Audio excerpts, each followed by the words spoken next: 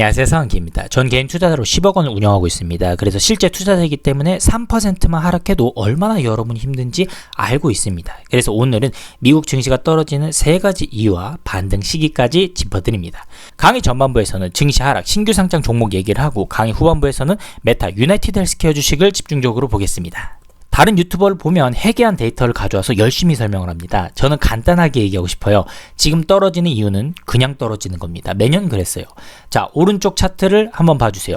제 기억에 2021년은 대불장이었습니다. 그런 대불장에서도 9월, 이 9월은 유독 하락폭이 컸었어요. 그죠? 여기만 마이너스 4.9%네요. 그렇다면 제가 괜히 2021년도 데이터를 가져와서 끼워 맞추는 거 아닐까 의심할 수 있습니다. 아닙니다. 2020년 9월에도 마이너스 4%였고요. 또 2022년 9월에도 마이너스 9%였습니다. 2023년 대불장에서도 마이너스 5%였고요. 이제 아셨죠? 주식시장이 항상 9월에 마이너스였다. 저도 이유는 모르겠습니다. 기관들, 헤지펀드 매니저들이 크리스마스 선물 사려고 파는 건지 왠지는 모르겠습니다. 하지만 미국 주식은 매년 8, 9월 달이 유독 약했다. 하지만 걱정하지 마세요. 오른쪽을 다시 보면 이 8, 9월에 약했던 것보다 10월, 11월에 무조건 더 올랐거든요. 두 번째 증시 급락 이유는 미중 관세 문제 때문입니다. 이번에 8월 1일부로 이제 미국 관세가 마무리됐는데 우리나라도 15%로 합의를 봤죠.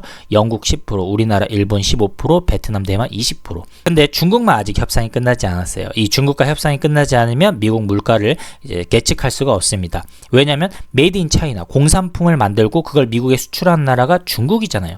그래서 우리 쿠팡에 있는 물건도, 미국 아마존에 있는 물건도 원산지가 다 중국이니까요. 그렇기 때문에 두 번째 증시 급락 이유는 미중 관세 협상이 타결 안 되어서다. 하지만 이게 또 11월까지 기한이 있으니까 이게 타결이 된다면 또 증시 반등이 시작되는 것입니다. 마지막 세 번째 증시 하락 이유는 미국 금리 동결 때문입니다. 정확히는 전망도 포함해서요. 이번 7월에 4.5% 동결할지는 저도 알고 있었어요. 하지만 남은 9월, 11월에는 내릴 줄 알았단 말이죠. 근데 파월이 이랬습니다. 올해 2번 내린다고 예전에 말했던 건 그냥 예측이었을 뿐이라고. 그 말인즉슨 9월에도 김칫국 마시지 마라. 금리 안 내린다는 뜻이지요. 그래서 증시가 이제 조정을 받은 것입니다. 물론 파월 입장도 이해가 가요. 물가 안정이 중요하니까. 근데 이렇게 금리가 계속 높으면 주담대 가지고 있는 분들, 또 사업하시는 분들이 이제 힘이 든단 말이에요. 그래서인지 32년 만에 반대표가 2개 나왔습니다. 너무 긴축적인 거 아니냐, 이런 반대표가 2개 나왔고요. 당연히 트럼프는 대노했습니다. 무튼 간에 금리 동결이 올해까지 예상되면서 증시가 차가워졌다. 하지만 파월 임기는 내년 6월까지니까 그때부터는 금리가 큰 폭으로 내리게 되겠죠? 최근 코스피가 3% 크게 하락하고 아마존이 7% 급락했었습니다. 꽤 증시가 흔들리고 있는 건데요. 제가 가진 어플라이드 종목도 조정을 세게 받았더라고요. 고점 대비 10% 떨어졌습니다. 이런 상황에서 증시 하락 이유 3가지 봤습니다. 첫째, 매년 8, 9월은 원래 약세였다. 이유는 묻지 마세요. 저도 모르니까. 대신 10월, 11월에는 엄청난 반등세가 온다는 거예요. 그 다음 두 번째, 중국과 관세 협상이 마무리되지 않았다. 아마존, 월마트에 있는 물건들 다 중국산입니다. 그렇기 때문에 중국과 협상이 마무리되면 소비 심리도 더 좋아지고 반등을 하겠죠. 마지막 셋째, 금리 동결 가능성 때문이라고 했어요. 7월뿐만 아니라 9월에도 금리 동결할 가능성이 커졌습니다. 4.5%. 지금 미국은 고금리 시대입니다. 하지만 금리 인하하기 시작하면 폭등할 테니까 내년 6월까지 조금 더 참자고 했습니다. 이렇게 하락 이유 3가지와 반등 시기까지 얘기해 줬습니다. 그래서 멤버십 혜택 첫 번째가 저와 꾸준히 투자를 하는 것입니다. 포트폴리오 계획 항상 공유해 주고요. 그 다음 혜택 두 번째, 뉴스로 넘어가 보겠습니다. 최근 피그마가 상장을 했습니다. 어도비가 원래 피그마를 인수합병하려다 반독점에 걸려가지고 못하지 않았습니까? 어도비 주주분들한테는 대단히 아쉬운 얘기인데요. 왜냐하면 피그마가 꽤 유망하니까. 최근 트렌드는 클라우드입니다. 하지만 어도비 툴은 다운로드 해야 되죠. 전문적이고 훌륭하지만 다운로드 해야 된다. 반대로 피그마는 다운로드 하지 않아요. 클라우드 기반이니까.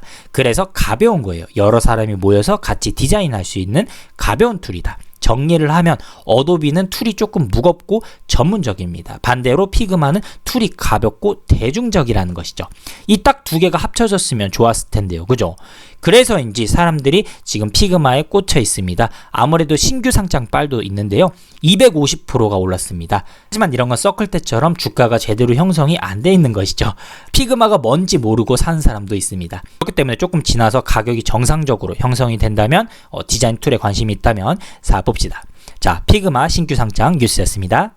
강의 전반부 정리하겠습니다. 미국 증시가 조금 조정을 받았습니다. 왜냐하면 첫째, 계절적으로 8, 9월은 항상 약세였기 때문에, 둘째, 미국 중국 관세 협상이 아직 끝나지 않았기 때문에, 셋째, 미국 금리가 동결되는데 다음 9월에도 그럴 가능성이 커졌기 때문입니다. 그렇지만 긍정적인 면도 알려줬습니다. 10월, 11월은 항상 강세장이었고 미국 중국 협상이 11월 전에 마무리될 것이라는 점, 또 파월 임기가 내년 6월까지라는 점도 같이 알려줬습니다.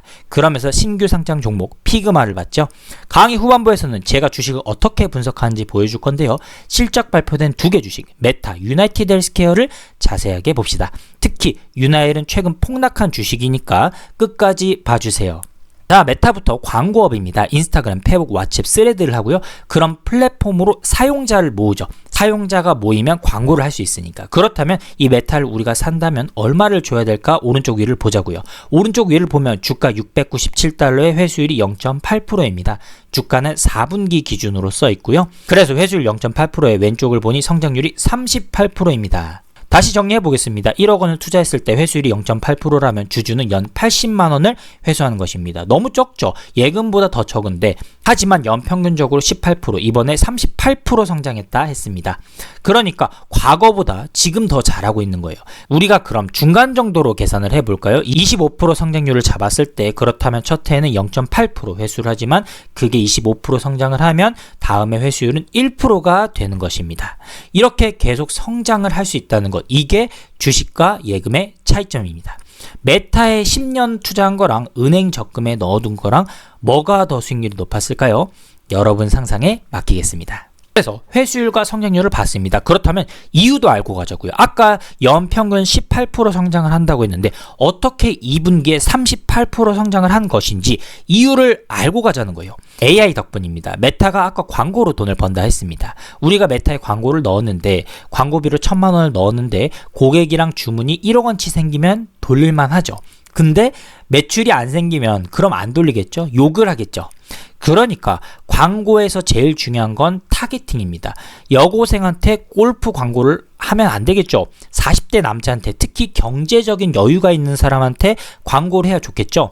그래서 중요한 게 타겟팅이고, 이 타겟팅에 효과적인 게 AI다. AI는 다 알고 있는 거예요. 우리가 뭘 사고 싶은지, 지금 뭘 하고 싶은지. 그래서 메타가 지금 잘 나가는 겁니다. 광고업을 하는데 AI로 더 정교해지고 더 광고비를 쓸어 담고 있는 것이죠. 이제 알았죠? 어떻게 메타가 승승장구하고 있는지. 그 다음 끝내면 아쉬우니까 하나 더 볼까요? 유나이티드 헬스케어입니다. 오른쪽을 보니까 주가 474달러에 회수율이 2.6%입니다. 배당률 1.7에 자사주매입 0.9. 과거에 유나이티드 헬스케어 주가가 600 갔을 때 좀 비싸다. 저는 멤버십 강의에서 이렇게 조언했었습니다.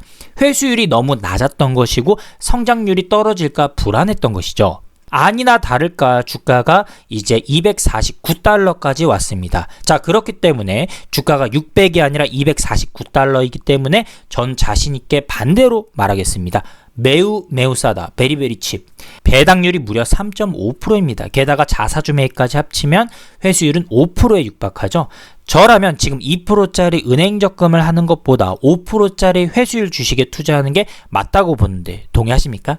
게다가 유나이티드 헬스케어도 과거 5년간 평균 성장률이 10%였습니다. 메타 못지않은 강자였다는 거죠. 상상해 보십시오. 5% 회수율인데 그게 매년 10%씩 성장하는 그런 상상이에요.